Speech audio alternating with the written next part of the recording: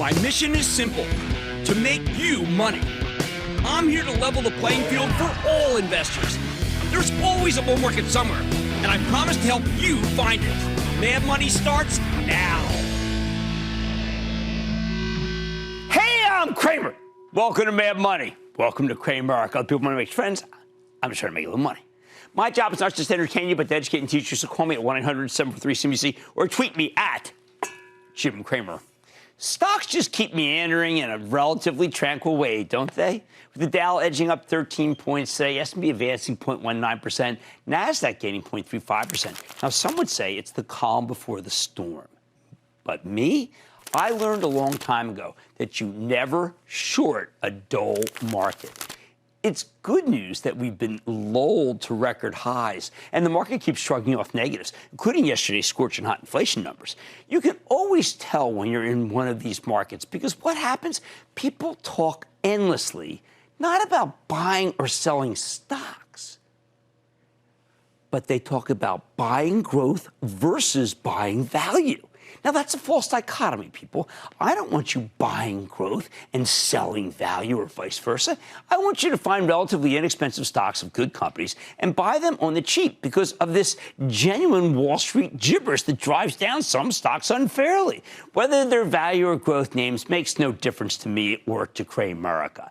The FAANG stocks, my acronym for Facebook, Apple, Amazon, Netflix, and Google, always gets caught up in this debate, usually as the loser, just when one of their ilk explodes higher. This week it was Amazon, as the legendary Larry Williams predicted in our chart segment early this week.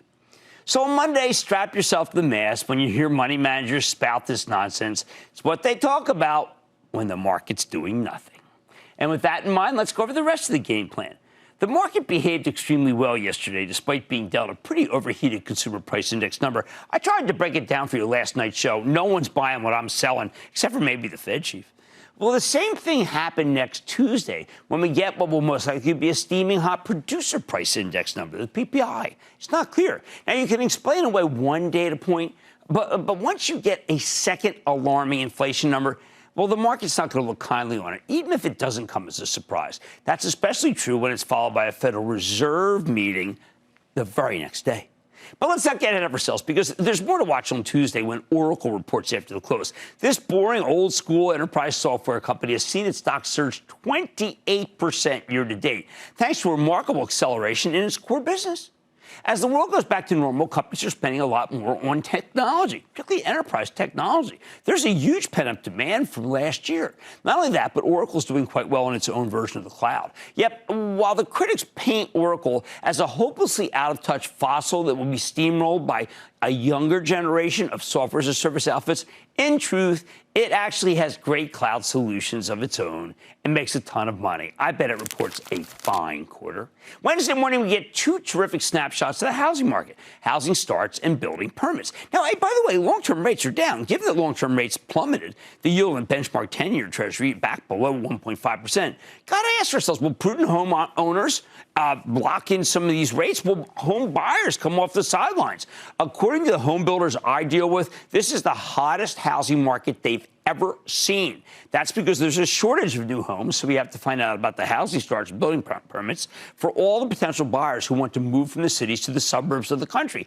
I think we'll keep seeing great numbers, including these. Then the big bad event of the week occurs. It's the Fed meeting. At 2 p.m., we will wait with bated breath to see if the words transitory inflation remain in Fed Chief Jay Powell's lexicon. Now, a lot of people on Wall Street think Powell's dead wrong, but I share his view that a little inflation can't hurt, and it's only a little. The Fed is of less than transitory. The Fed has consistently undershot its 2% inflation target since the early 90s. It's not the end of the world if we overshoot for once. We've still got a 5.8% unemployment rate, and that doesn't even include the millions of Americans who've dropped out of the workforce since the start of the pandemic. I think it's too soon for the Fed to slam the brakes on the economy. But if we keep seeing red-hot inflation numbers, Powell might not have a choice. However, in the next month or two, I'm betting we'll see lower prices for many commodities. Why? Well, because the Chinese economy has cooled off a bit, and supply is going to get a chance to catch up with demand. Now, as much as I like Jay Powell, and I've made no secret of that, there's no such thing as a benign Fed meeting. They always throw some sort of curveball or even a beaning that's then cured by Powell in that endless question and answer session. Oh, my God. He should really limit himself to the 10 best questions, like a corporate conference call. No need to waste his time, especially since many of these questions simply aren't worth it. After the close Wednesday, we hear from a giant and thoughtful home builder. We hear from Lennar. Stuart Miller, the former CEO and now current executive chairman, likes to give you the state on housing in that conference call. And when it comes to this industry, no one explains it better than Miller, except maybe Doug Yearley, good conference call last week. Toll Brothers.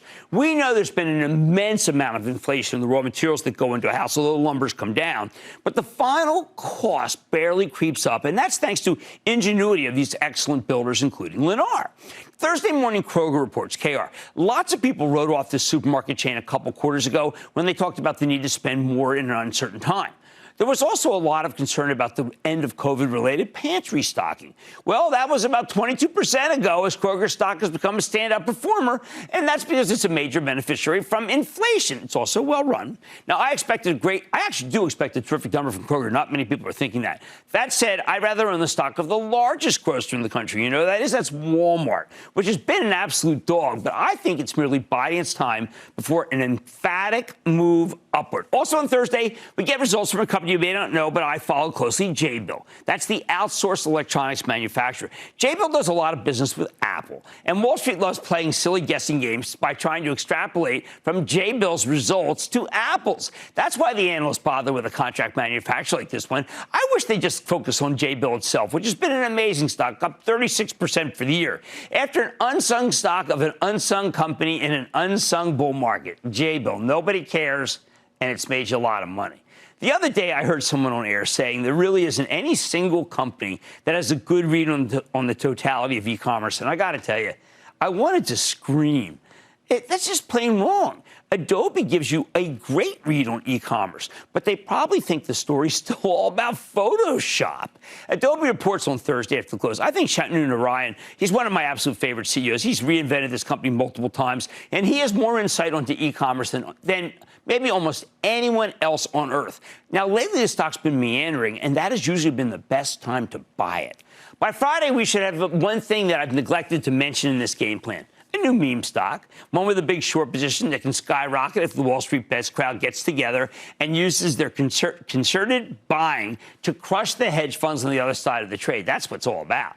Who knows? It could be the stock of a company we have on later tonight, UWM Holdings, the wholesale mortgage lender with a very high short position. One thing I've noticed with the WSB crowd, Wall Street Bets, they usually have one stock a week that they try to take up. I suspect we'll know the next one before the weekend. My suggestion, ask yourself if the stock would be worth owning on its own merits. Buying a stock just to spite the short sellers, I'm telling you, that's ultimately a mug's game, especially if the stock is genuinely worth shorting. The bottom line, next week's all about the producer price index number and the Fed meeting. I bet Jay Powell will stick to the bullish party line on inflation, but keep an eye out for anything that might make him change his mind. Gilbert in Tennessee. Gilbert. Booyah from Memphis, Jim. Thank you. Thank you. I'm an Action Alerts Plus member and a longtime fan. My question is about McDonald's Corp., ticket symbol MCD. I think it's had a total return of 18% over the past 12 months, including a 2.2% dividend yield. Given the great reopening, do you think it's a buy, hold, or sell? Chris Kapensi's starting to do a pretty good job. He's being interviewed by he's going to be interviewed by our own Carl Quintanilla soon. I think he's going to tell a great story. I think they're doing a lot of good things technologically. Thank you for being a member of the ActionAlertsPlus.com club. I will probably talk about these kinds of stocks next week on our club conference call. Mitchell in New York. Mitchell. Hi, Jim Cramer. Thank you for taking my call. I hope everyone is well. Oh, we're all doing good. Thank you for asking. And I hope the same. What's going on? Okay, thank you.